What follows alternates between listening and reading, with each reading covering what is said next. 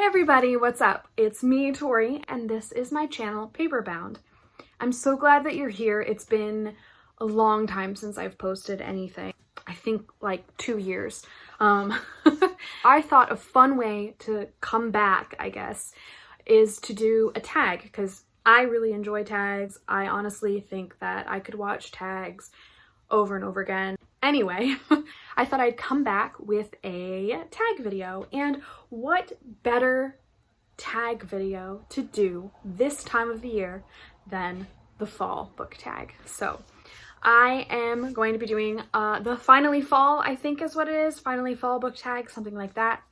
Either way, I will link the original down below, and hopefully you guys can watch a bunch of other people do this. I'm just gonna get right into it. I do not have access to my books, so I will put the picture up on the screen, and without further ado, let's just get into the tag. In fall, the air is crisp and clear. Name a book with a vivid setting. So for this question, I was kind of thinking, like, what's a book that, like, when I look back on it, I remember, like, the feel of the book. Like, it had, like, a feel to it. Because to me, that means that the setting was really vivid. So I'm gonna go with Neverwhere by Neil Gaiman. This is a book that tells the story of a man who finds himself in London below. So there's two Londons. There's normal London that we know, and there's London below where creatures live. And he finds himself there with a girl named Dor, and it's their kind of adventure through there. And it's a little slow. It's a certain kind of feel.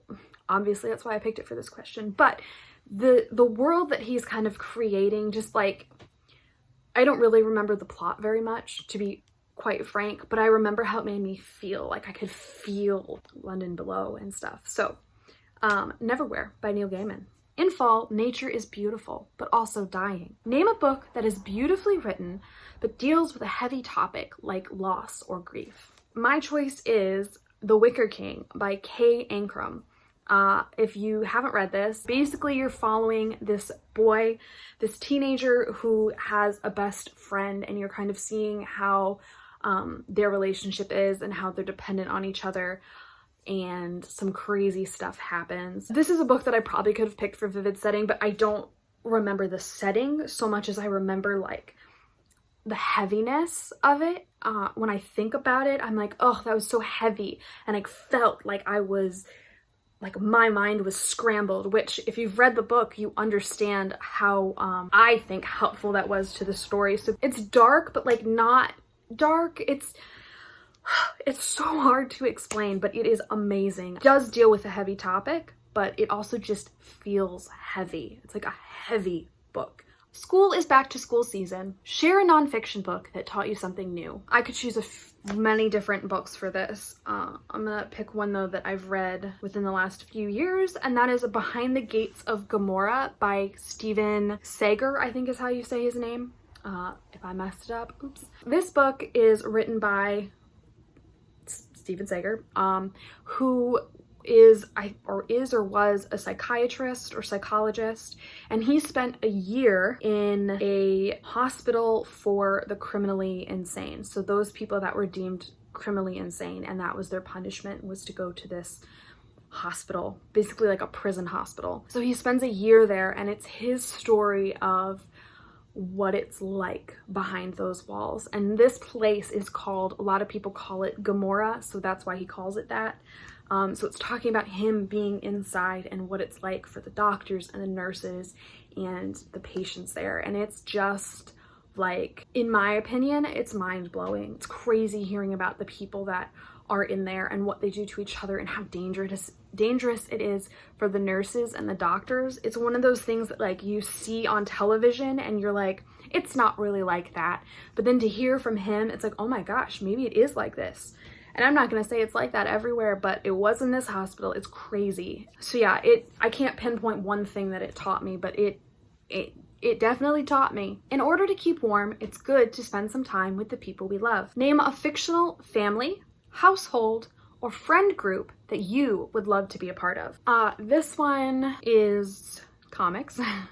I think I would love to be part of the Flash family in DC Comics. It's Barry Allen and Iris West Allen and Wally West and Linda Park and Bart Allen and any of them that have kids.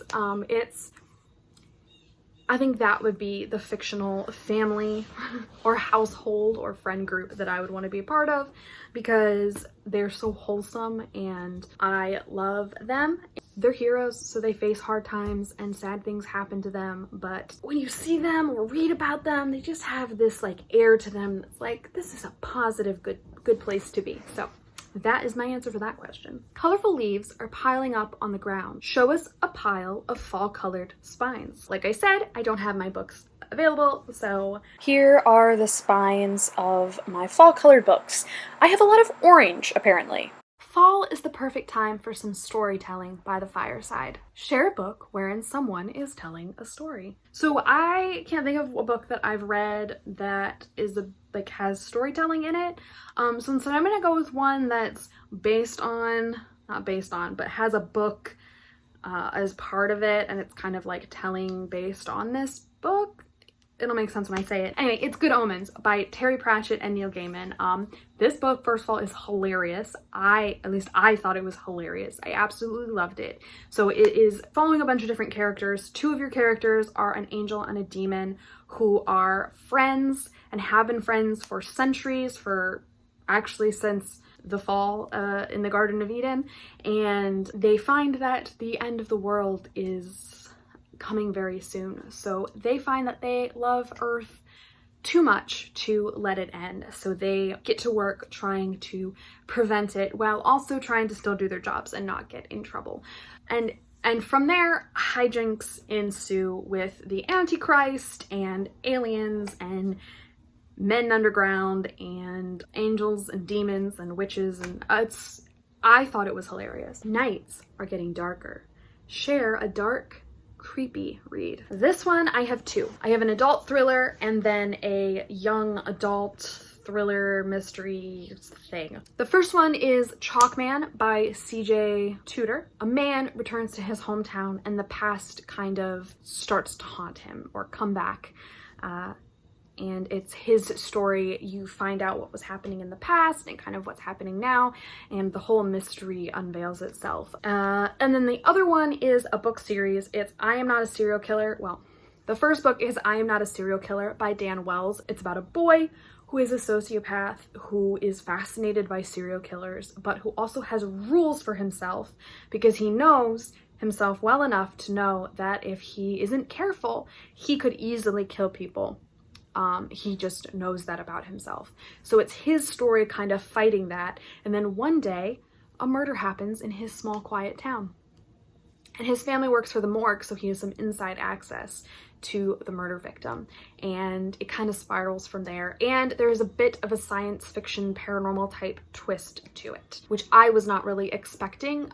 Looking back at the description, I can see that they say that, but it's interesting, and it's an interesting book series that I will be rereading soon because I really need to. The days are getting colder. Name a short, heartwarming read that would warm up someone's cold, rainy day. This one's a hard one for me because I don't often read light, heartwarming stories. I mean, I do kind of, but they don't like jump out at me. So I was looking back through books that I've read recently, and mine from about a year or two ago that I read is Supervillain and Me by Danielle Bonas. Sorry if I butchered that. This is a book about a girl who lives in a world with superheroes, and I believe her brother is a superhero. She meets a supervillain, and they start to fall in love and stuff, and she finds out things about him. Is he really a villain? Is he not? You never really know. It's not the best written book. It's not the most original, but it's quick to read, and it's, I even said this in my review on Goodreads, it's just it was a fun, easy, enjoyable time. I think perfect for a cold, rainy day if you just want something fun. Fall returns every year. Name an old favorite you'd like to return to soon. So my answer for this one, which I guess it's not technically an old favorite because I only read it a few years ago, is the Raven Cycle series by Maggie Stiefvater, because those books, I read them a few years ago and they're amazing, and I wish I had read them earlier, especially because I really like her writing. So I need to read all of her books. I just realized I never gave a description for this book. If you haven't heard about it before, I don't know where you've been, but it is about a group of friends on a quest to find a dead Welsh king, and that's all I'm gonna say. Fall is the perfect time for cozy reading. Show us your favorite cozy reading accessory. My cat. She is my reading buddy. Please excuse the air conditioning. Look at her. The best reading accessory is a cat who sits on your lap.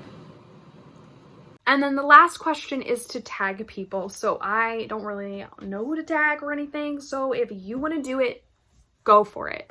And then comment and link it to me down below because I would love to check out your video. Like I said, I love tags and I love hearing people talk about books. Thank you guys so much for checking out this video. I hope to do another one really soon, certainly not letting 2 years go by before I post again.